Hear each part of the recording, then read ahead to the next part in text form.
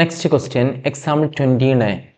Integral minus pi by 4 to plus pi by 4 sin square x dx. Okay, അപ്പോൾ ഇവിടെ apply ചെയ്യേണ്ടത് നമ്മളൊരു property പഠിച്ചിട്ടുണ്ട്. Minus A to A F of X D X എന്തിനോട് ഈക്വലായി വരും? 2 into 0 to A F of X D എക്സിനോട് ഈക്വലായി വരും. എപ്പോൾ? ഫങ്ഷൻ ഈവൻ ആണെങ്കിൽ. ഓക്കെ, അതോടൊപ്പം തന്നെ അത് 0നോട് ഈക്വലായി വരും. 0 എപ്പോഴാണ് 0നോട് ഈക്വലായി വരിക? ഫങ്ഷൻ ഓഡാണെങ്കിൽ. അപ്പോൾ ഇവിടെ sine square X, sine X നമുക്കറിയുന്നതാണ്, അതൊരു ഓഡ് ഫംഗ്ഷൻ ആണ്. എന്നാൽ സൈൻ സ്ക്വയർ എക്സ് എന്തായിരിക്കും? Sine square X even function ആണ്. Okay, sine X ഓഡാണ്.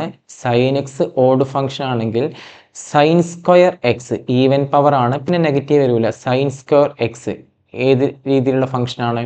ഇതൊരു ഈവൻ ഫംഗ്ഷൻ ആണ്. അപ്പോൾ അങ്ങനെയാണെങ്കിൽ ഇതെന്തായി മാറും? 2 ഇൻറ്റു അല്ലേ, first category 2 into 0 to A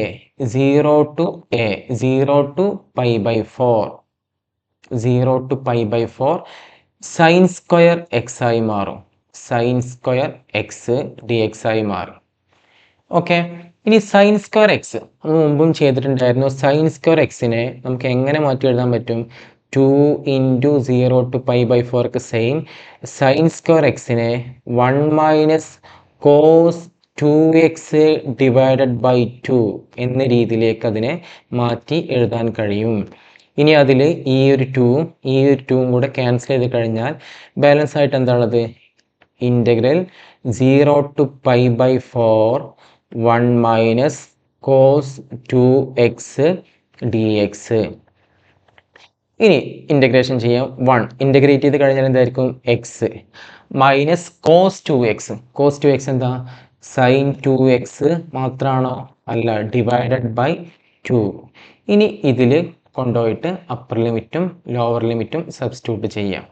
okay, then എന്തായിരിക്കും വരിക? Pi by 4 minus sine 2 into pi by 4 by 2 minus 0 minus sine 2 into 0 again 0. ഇനി ഇത് സിംപ്ലിഫൈ ചെയ്താൽ ആൻസറായി pi by 4 minus 2 into pi by 4 ചെയ്ത് കഴിഞ്ഞാൽ എന്തായിരിക്കും? Pi by 2 sine pi by 2 എത്രയാണ്? 1 divided by 2 pi by 4 minus 1 by 2.